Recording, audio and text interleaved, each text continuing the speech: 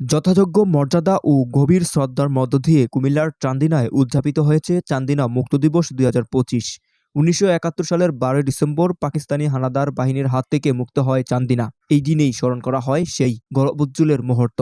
শুক্রবার সকাল ১০টায় উপজেলা নির্বাহী অফিসারের কার্যালয়ের সামনে থেকে বর্ণাঢ্য র্যালি বের হয়। র্যালিটি উপজেলা সদরের প্রধান সড়ক প্রদক্ষিণ শেষে উপজেলা পরিষদ চত্বরে এসে শেষ হয়। চান্দিনা মুক্ত দিবস অমর হোক, অমর হোক, সফল হোক। চান্দিনা মুক্ত দিবস অমর হোক, সফল হোক। চান্দিনা মুক্ত দিবস অমর হোক, সফল হোক।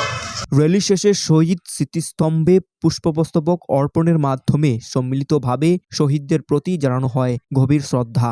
পরে সকাল 10:30টায় উপজেলা পরিষদ মিলনায়তনে অনুষ্ঠিত হয় আলোচনা সভা। সভায় সভাপতিত্ব করেন উপজেলা নির্বাহী অফিসার মোহাম্মদ আশরাফুল হক। এ সময় উপস্থিত ছিলেন উপজেলা সহকারী কমিশনার ভূমি ফয়সাল আল নূর, বীর মুক্তিযোদ্ধা ও উপজেলা বিএনপির সাবেক সাধারণ সম্পাদক মফিজ উদ্দিন ভূঁইয়া, সাবেক কমান্ডার হাজী আব্দুল মালেক সহ মুক্তিযোদ্ধা ও স্থানীয় গণ্যমান্য ব্যক্তিবর্গ। বক্তারা মহান মুক্তিযুদ্ধের ইতিহাস, চান্দিনার মুক্ত হওয়ার পটভূমি এবং শহীদদের আত্মত্যাগের কথা কৃতজ্ঞ চিত্তে স্মরণ করেন।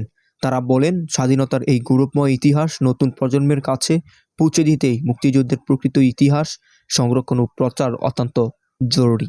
মুক্তিযুদ্ধের চেতনা নতুন প্রজন্মের মনে ছড়িয়ে দিতেই এমন আয়োজন, যা স্মরণ করিয়ে দেয় স্বাধীনতার মূল্য আর শহীদদের আত্মত্যাগের অবিস্মরণীয় স্মৃতি। সুহেল রানা, মাই চান্দিনা।